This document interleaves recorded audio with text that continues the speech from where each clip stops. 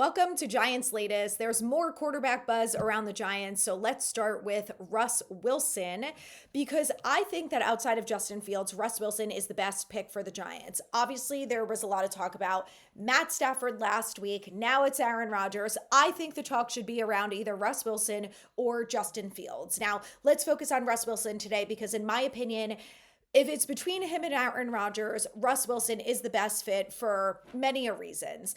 But the biggest one, I think, is that not only will he be loved in the locker room, I also believe that he is more mobile and will fit the system better than Aaron Rodgers. He's also younger than him. And I think Aaron Rodgers is likely to be a 1 year deal. The guy's 41 years old. He was making over $40 million a year with the Jets. I would sign Russ Wilson to a 2 year deal. And I think that'll lead into my free agency plan and draft ideas. But I think ultimately, the schedule is really hard this year, and the Giants have a lot of changes that they have to make. And I think if you can bring in Russ Wilson on a 2 year deal, you're going to allow him to really help out the young guys. But you're also allowing him to bring in more wins. Now, I think that him and Aaron Rodgers will probably be about the same from a win perspective. I don't think that if you bring in either one of them, that all of a sudden the Giants are going to have 12 wins. It doesn't work like that. I do think that both of them would give us better quarterback play than what we've seen in the last few years. But I just think from a holistic perspective, Russ Wilson should be one of the top priorities for the Giants. He's going to be way more affordable than Aaron Rodgers. Like I said, he's more mobile. A more mobile quarterback is going to be able to execute Brian Dable's scheme more successfully, which is how the Giants won games and made it to the playoffs in 2022. And that needs to be replicated, just hopefully with better talent. And I think Russ Wilson is going to be able to do it. Like I said, I don't think he's going to bring us 12 wins, but I do think that he will elevate this team and will get them to win more games than what we have seen over the last few years. So I'm on board with Russ Wilson for many reasons. I also just think that he's going to, fit in better with the locker room. He's going to be a good mentor, and he's just a little more level-headed, I think, than Aaron Rodgers. Now, outside of Russ Wilson, that is my number one thing for the Giants to do to be successful in free agency. Now, I really like Justin Fields. I just am feeling as time goes on that he's not actually going to end up being a free agent, and he's going to end up staying with Pittsburgh. So let's say, hypothetically speaking, that is the case. This is what the Giants need to do in free agency. Number one, sign Russ Wilson to a 2 year deal. Number two, bring in one of these three cornerbacks. Now, I know there are a lot of free agent cornerbacks available. In my opinion, that needs to be a position where the Giants spend a little bit more money, and it's free agency. This is what it is. You end up having to overpay a couple players, but I think if you overpay a veteran cornerback a little bit, it's not as big of a problem as if they did it for some other positions. And obviously, as we have seen, they have cornerback issues big time. So bring in a good vet. I like Byron Murphy, Travarius Ward, or DJ Reed. DJ Reed obviously has experience and a history with the Giants' new defensive passing coordinator and DB's coach. So I think that will be a good step in the right direction to bring him in. So I really like any of those three guys and think you're automatically updating our corners with any one of them. And that needs to be a priority for the Giants. Number three is right guard, obviously. That has to be a priority for the Giants.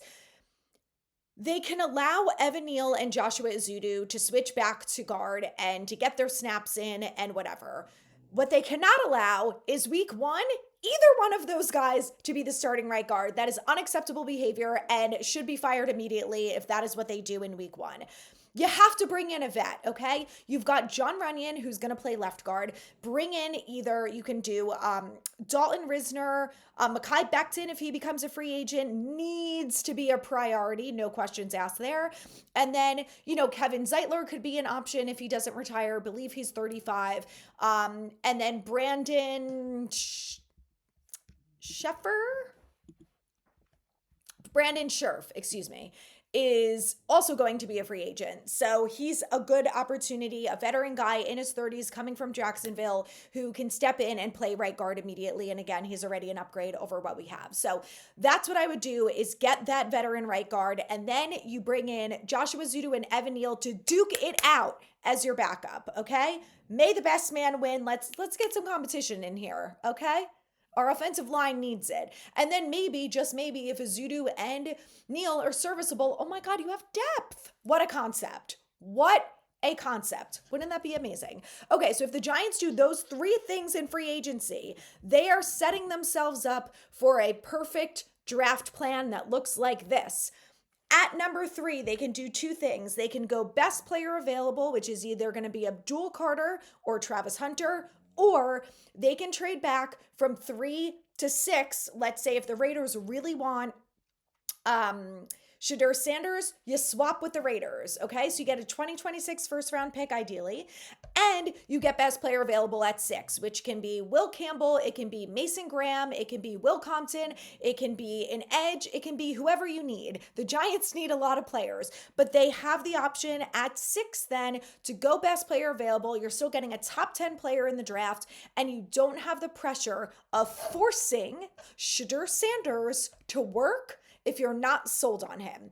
I personally believe that a lot of the hype that we are hearing about Shedeur Sanders is JJ McCarthy 2.0, and I actually don't think that the Giants love Sanders as much as people say they do. Could be wrong on that. That's just my opinion. So if that's the case, then because you have Russ Wilson in a 2-year deal, you're not forced to get the rookie playing time, okay? So then this is the 2-year plan. You go best player available at 6 or 3, whatever. And then at 34, you can also go best player available. If you love Jackson Dart, you can get Jackson Dart, or you can go maybe a defensive lineman or a defensive tackle, okay? Someone to help out Dexter Lawrence. This is a deep defensive lineman class. At 34, you can get a really talented football player, especially in a deep class like this. And it's not only limited to defensive linemen. They could get offensive linemen, where there's a lot of good ones in this draft. They can get cornerback. There are some really good safeties. The bottom line is that they would have flexibility to go best player available, and they do not have to force the quarterback pick. Now, I do agree that they have to draft a quarterback, but they don't have to force it. So if in round 3 they like Will Howard, or they like Jalen Milroe, or they like Tyler Shuck in round 4, or Kyle McCord in round 4, you have the option to bring in these guys without the pressure of saying you have to be ready to go if Russ Wilson doesn't work out, or whatever. So I like the flexibility there. Then you still have Tommy DeVito as your third string. You let those two battle it out for the backup, okay?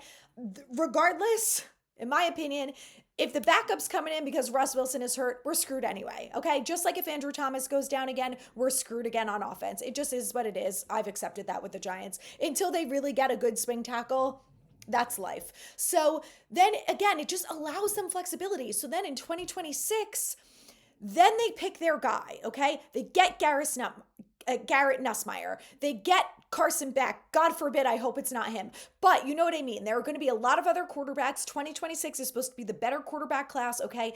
Then you have options. Realistically, this Giants team is not going to the playoffs, so they're going to have a good first-round pick. Maybe they have another first-round pick because they traded from 3 to 6. It's just going to give them flexibility. And listen, if Russ Wilson can win them 7 or 8 games, Joe Schoen is keeping his job. And whether or not you like that, John Mara is probably going to like it, which means that Joe Schoen can get his quarterback in 2026.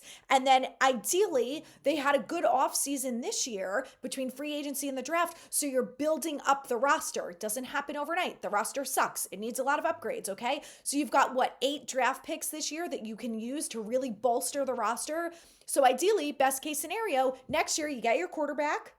Okay, you start Russ Wilson, maybe 4 to 6 weeks, see how the team does. If the team is looking good and Russell Wilson is not cutting it, then bam, you input your quarterback and the Giants win 10 games. Easier said than done, I understand that.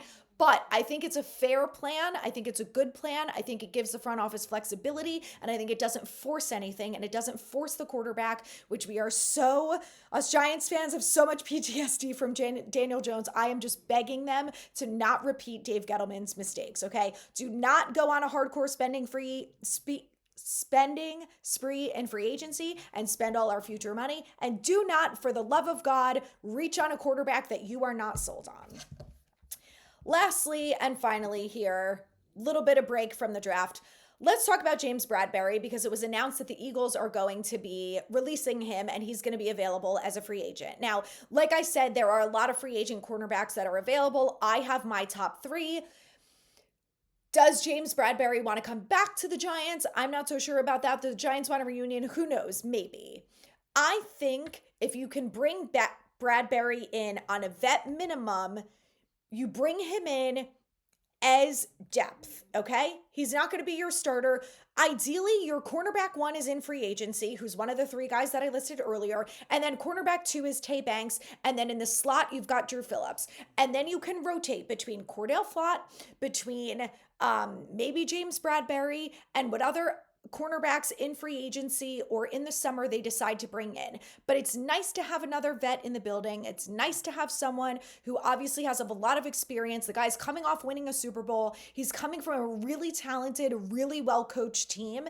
And if he can bring any insight or knowledge to this team, especially for a vet minimum, I think the Giants should at least consider it at the very least. You guys let me know what you think about all of this in the comments and stay tuned to Giants Latest for more.